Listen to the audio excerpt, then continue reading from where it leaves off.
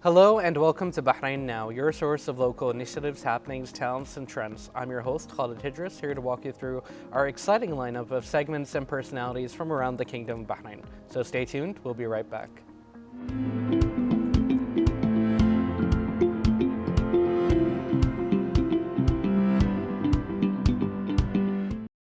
The Kingdom of Bahrain has a profound sense of sportsmanship and hospitality, and so it should come as no surprise that these national values would culminate in Bahrain acting as a host for the third edition of the Asian Youth Games.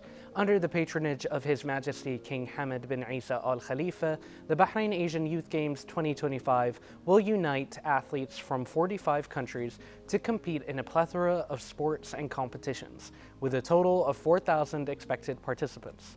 And to tell us more, we are delighted to be joined here in the studio by the project manager for the executive committee for the third Asian Youth Games, Ms. Latifa Saeed. Welcome, how are you doing today? Good, good. Thanks for asking. How are you? It's a pleasure to have you. Thank you. I'm very well. It's a pleasure to have you here. Now, I'd like to start off our discussion by talking about what the significance is for Bahrain to host the Asian Youth Games of 2025.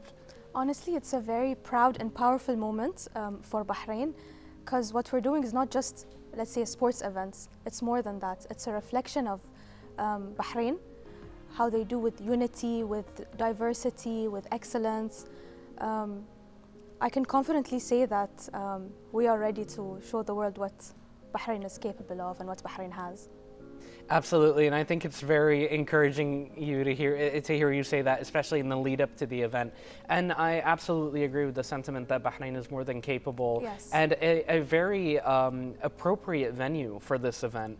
And I'd like to ask you, from your experience, what makes Bahrain an attractive venue for such magnanimous and international sporting events? Okay, so we have proven multiple times on multiple occasions what we're capable of, from hosting the Formula One to endurance races, to elite endurance races, as well as many sports events. We have proven ourselves previously, but this event is one of the biggest we've ever had. So this would be a chance to really show what Bahrain can offer, whether it's hospitality, whether it's our world-class infrastructure, the list goes on.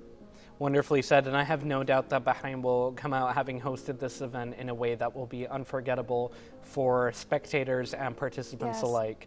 Now, I'm sure that this has been a very busy time for you and your team. Can you tell us a little bit about what your day-to-day operations have looked like in anticipation for this event? Okay, so I would say it's a lot of excitement. As we're very short on time, there's a lot of rush, there's a lot of, let's say, controlled chaos. Honestly, it's getting crazier and crazier by the minute. Whatever we had on paper is slowly coming to life, and it's very surreal. It's a very surreal feeling.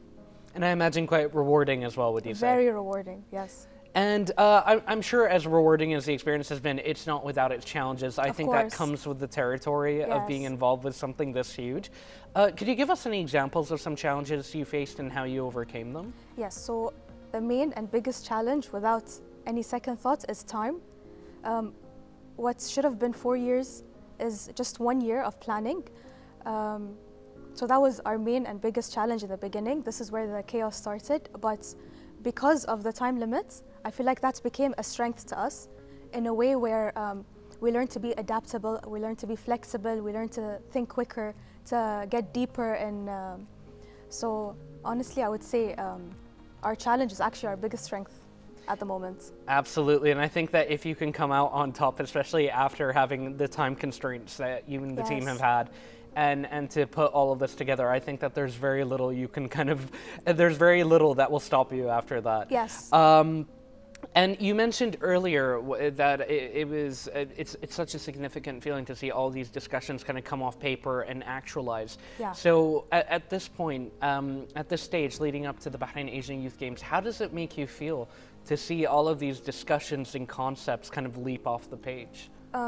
Because it feels like, we started almost in Feb, but it feels like just yesterday we were writing notes, throwing out papers, just talking about ideas of what we would like to see. So right now, seeing everything in our faces is very undescribable. The athletes are about to arrive, the venues are all getting ready.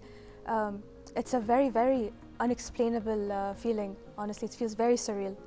Absolutely, and I think you've earned that very rewarding sense of surreality. You, your team, everyone at the executive committee, all the Yes. stakeholders.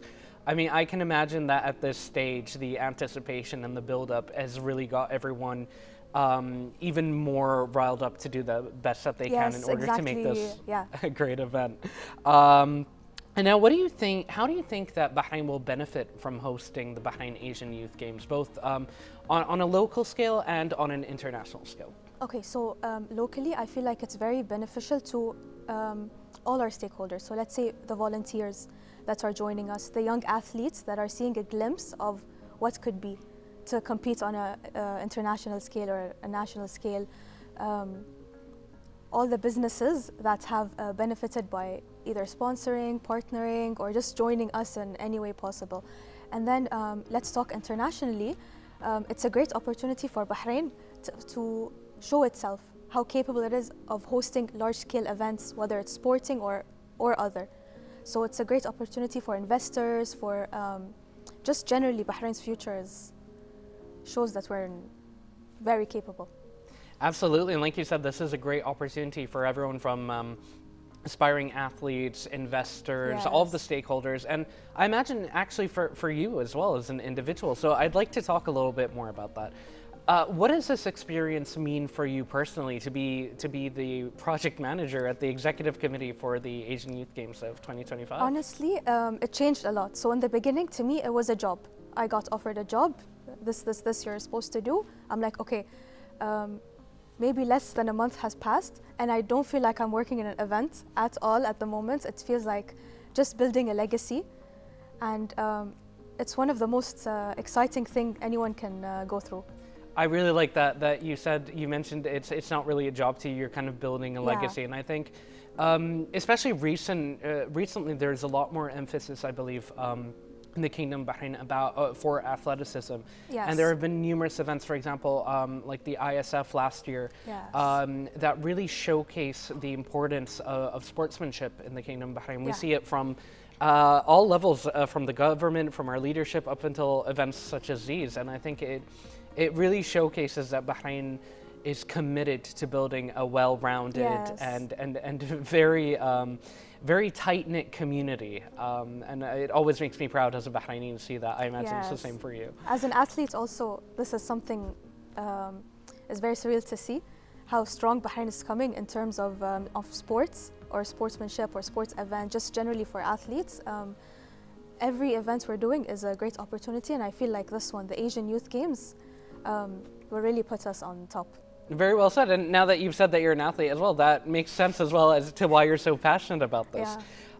Is there a message that you'd like to convey to your colleagues in Bahrain and abroad about making this momentous event come to fruition? Of course. So just to start off, this would not have been possible without the guidance and support of His Highness Sheikh Khalid bin Hamad Al Khalifa. Through his guidance and support, we reached where we are right now, which is ready and set to go. Also to my colleagues in the Asian Youth Games, the organizing committee, I wouldn't say anything other than miracle workers. To have done something at this scale in this amount of time that was given to us is honestly magical, I would say. What they've done is amazing. Same goes out to all our international, let's say, investors, supporters, the Olympic committees. Without your support and without your guidance, honestly, what you've done really helped us push through all the obstacles we faced, everything we had. So a big thank you to you. That's wonderful. Thank you so much for sharing your experience. I think it's very important here in Bahrain that we also see the people.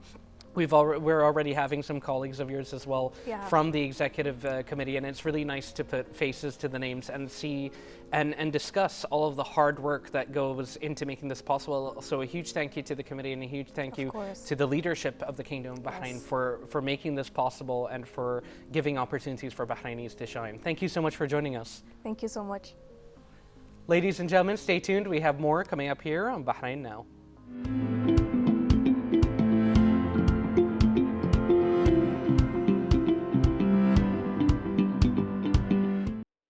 And now, ladies and gentlemen, let's take a look at what's going on beyond the studio in the following report.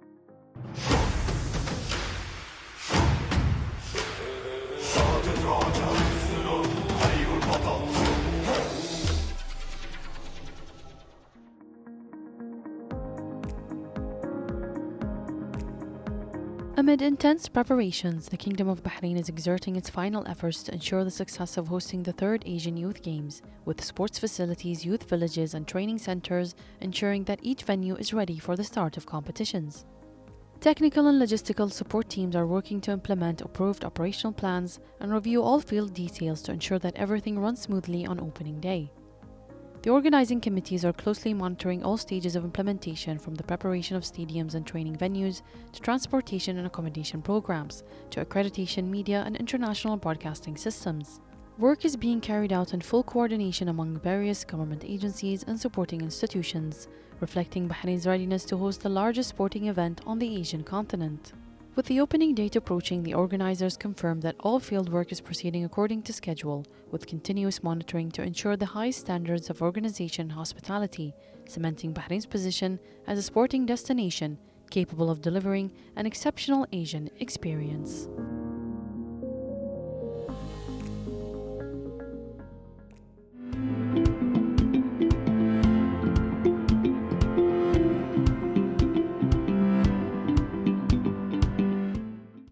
And now, ladies and gentlemen, this brings us to the end of today's episode. As always, thank you for watching, and be sure to reach out to us on our social media accounts shown below. We love to hear from you. This was Khalid Hidris. Until next time, good night and God bless.